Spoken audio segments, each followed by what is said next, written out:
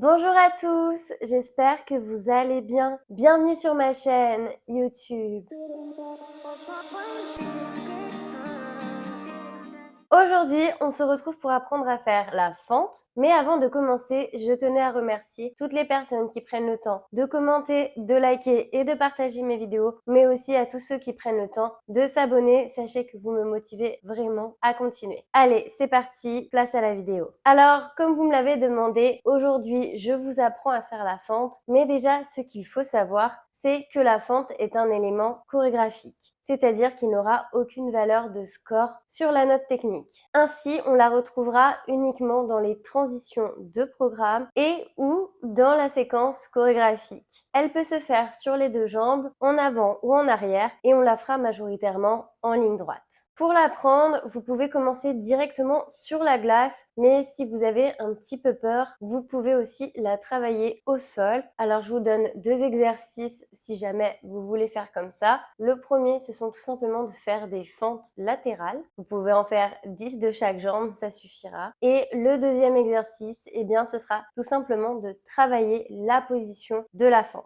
Donc c'est parti, on va aller sur la glace et on va démarrer. La première chose que je vous conseille de savoir faire, c'est le petit bonhomme. Alors je vais vous l'expliquer rapidement parce que c'est l'un des premiers exercices qu'on peut apprendre à faire, mais c'est important de savoir se baisser pour pouvoir faire la fente. Donc il est primordial que vous sachiez faire le petit bonhomme. Donc pour faire le petit bonhomme, c'est tout simple, on va prendre un peu d'élan, on va se mettre à glisser sur deux pieds, les pieds largeur des hanches, et on va tout simplement venir se baisser le plus bas possible en pliant ses jambes et ses chevilles pour éviter de monter sur les pointes. Une fois que vous savez bien faire le petit bonhomme, on va passer à la deuxième étape et là je vous conseille de savoir faire la glissade sur le genou. Alors pareil, pour l'apprendre c'est assez simple et on va démarrer pratiquement comme le petit bonhomme. Donc je prends un peu de vitesse, je me mets sur deux pieds et là par contre à l'inverse, je vais lever une des jambes qui va elle se plier derrière au moment où je vais me baisser comme vous pouvez le voir à l'image. Lorsque vous allez faire cet exercice, votre genou va finir par toucher la glace et il faudra que vous ouvriez votre pointe de pied pour ne pas que la lame frotte trop sur la glace et vous arrête dans votre élan. En ce qui concerne le buste, à l'inverse du petit bonhomme où on peut se pencher, là je vous conseille de rester droite, surtout vu qu'on est dans l'optique de faire la fente. Et au niveau des bras, eh bien je vous conseille de les garder tout simplement bien tendus et ouverts de face pour bien garder votre équilibre. Une fois que vous serez à l'aise sur la glissade sur le genou, on va enfin pouvoir passer au travail de la fente.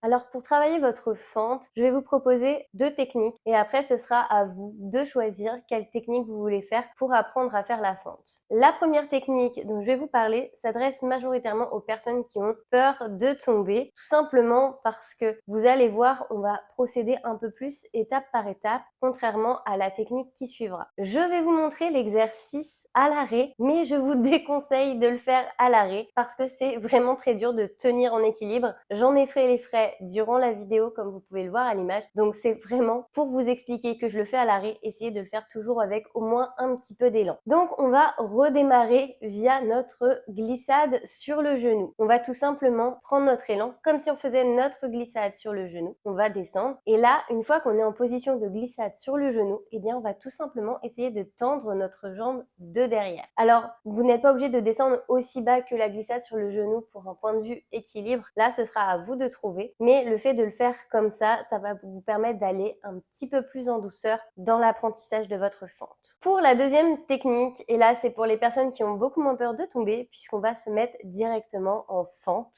tout simplement. Et encore une fois, je l'ai fait à l'arrêt, mais je vous conseille de le faire avec de la vitesse. Même si là, à l'arrêt, c'est beaucoup plus facile d'être en position, contrairement à celui d'avant. Mais vous verrez quand même avec de la vitesse, vous serez quand même beaucoup plus à l'aise. Donc là, je vais démarrer sur deux pieds et on va se positionner comme si on allait tout simplement pousser les pieds en L, si je peux dire les choses ainsi, ou en L inversé. Tout dépend quelle jambe vous faites. Et en fait, je vais venir descendre en pliant ma jambe de devant et en gardant ma jambe de derrière, tout simplement tendu. Encore une fois, j'essaie de garder mon buste bien droit et les bras bien tendus de face, comme vous pouvez le voir à l'image, pour bien garder mon équilibre. Et j'essaye de rester quelques secondes dans la position, puis je viens remonter. C'est vrai que c'est un truc que j'ai pas dit pour les autres exercices, mais à chaque fois, bien sûr, on remonte, hein, c'est logique. Pour vous aider à garder l'équilibre, n'hésitez pas à fixer un point bien devant et toujours à garder le buste bien droit. Évitez de vous pencher en avant, ça va vous déséquilibrer. Au niveau du poids, il est majoritairement sur la jambe de devant et placé un petit peu aussi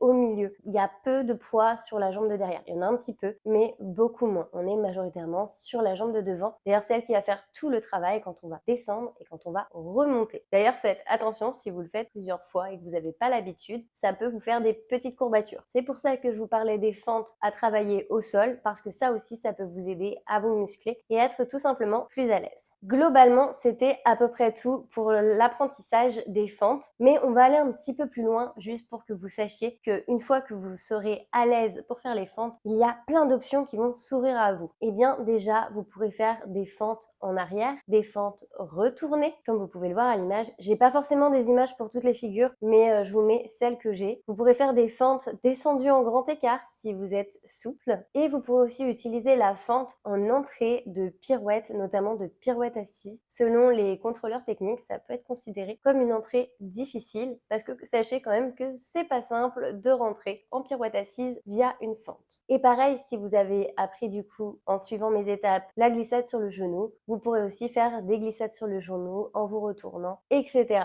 Après, il y a plein de variantes du coup qui s'offriront à vous et c'est assez cool parce que c'est quand même des figures assez jolies. Bon, et bien c'est tout pour le tuto sur la fente. J'espère que ça vous aura aidé et que grâce à tous ces conseils, vous pourrez faire des jolies fentes. Je vous fais à tous plein de gros bisous et je vous dis à bientôt. Bye bye!